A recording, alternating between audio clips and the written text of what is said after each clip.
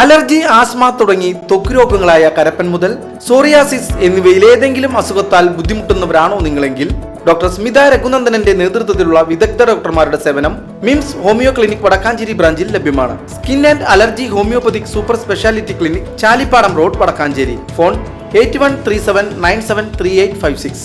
ചെറുതുരുത്തി കേരള കലാമണ്ഡലത്തിന് മുന്നിൽ പ്രതിഷേധ സമരവുമായി റിട്ടയർഡ് അധ്യാപക യൂണിയൻ.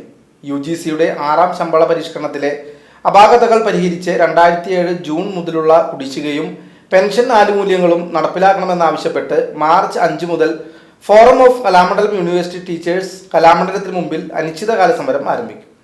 2007 കലാമണ്ഡലത്തെ UGC കൽപ്പത സർവകലാശാലയാക്കി ഉയർത്തിയത്. ഇത് പ്രകാരം 2021 മാർച്ചിൽ സംസ്ഥാന സർക്കാരിന്റെ 29/11 ഉത്തരവിൽ കലാമണ്ഡലത്തിലെ അധ്യാപകരിൽ 15 വർഷം സർവീസ് പൂർത്തിയാക്കിയ 31 പേരെയാണ് UGCയുടെ 5ാം ശമ്പള പദ്ധതിയിൽ ഉൾപ്പെടുത്തിയത്.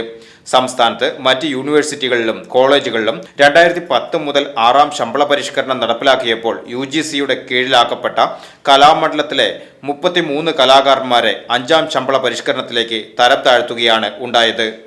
7ാം ശമ്പള പരിഷ്കരണം വന്നപ്പോഴും ഇതുതന്നെയാണ് അവസ്ഥയെന്നും അധ്യാപകർ ആരോപിച്ചു.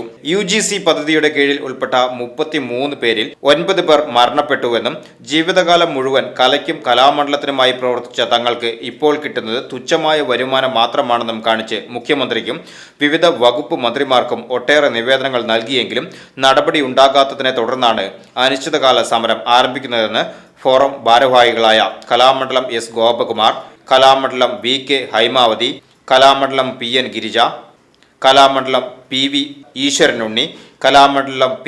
കൃഷ്ണകുമാർ, കലാമണ്ഡലം P. സുജാത എന്നിവർ വാർത്താ സമ്മേളനത്തിൽ പറഞ്ഞു. അതുപോലെ തന്നെ അത് ഒരു HODയുടെ പരിശോധനയുടെ പകർപ്പ്, ഒരു ക്ലാസ് 1 ജീവനക്കാരന്റെ ഇത് ആവശ്യപ്പെട്ടുകൊണ്ട് നിരവധി തവണ നമ്മൾ സർക്കാരിലേക്ക് നിവേദനം കൊടുക്കുകയും ഈ അനോമലി പരിഹരിക്കണമെന്ന് ആവശ്യപ്പെടുകയും ചെയ്തു. എന്നാൽ ഈ അനോമലി പരിഹരിക്കാം എന്ന് ഞാൻ ഉറപ്പു തരികയും എന്നാൽ ബഹുമാനപ്പെട്ട കോടതി മുമ്പാകെ ഞങ്ങളുടെ കൂട്ടത്തിൽ 3 പേര് കേസ് കൊടുക്കുകയും കേസിന് ഹൈക്കോടതി സർക്കാരിനോട് തീരുമാനമെടുക്കാൻ. എന്നാൽ സർക്കാരാകട്ടെ 2 പ്രാവശ്യം ആ 3 പേരെ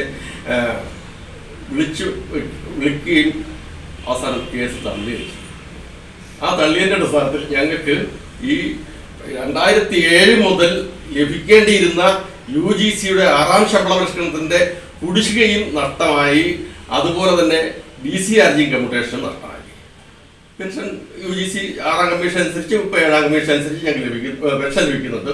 പക്ഷെ പെൻഷൻ ലഭിച്ചാൽ എന്താ, ഏതൊരു സർക്കാർ ജീവനക്കാരനും സർവീസിൽ നിന്ന് വിരമിക്കുമ്പോൾ അവന് ലഭിക്കുന്ന DCRG കമ്മ്യൂട്ടേഷനാണ് അവനൊരു വീട് പുരവയ്ക്കാനും കുട്ടികളുടെ കല്യാണം നടത്താനും അങ്ങനെ തുടങ്ങിയുള്ള ചെലവിലേക്ക് അവൻ വലിയ സ്വപ്നം കണ്ട് ജീവിക്കുന്നത്. VCV news, Cheruthuruthy.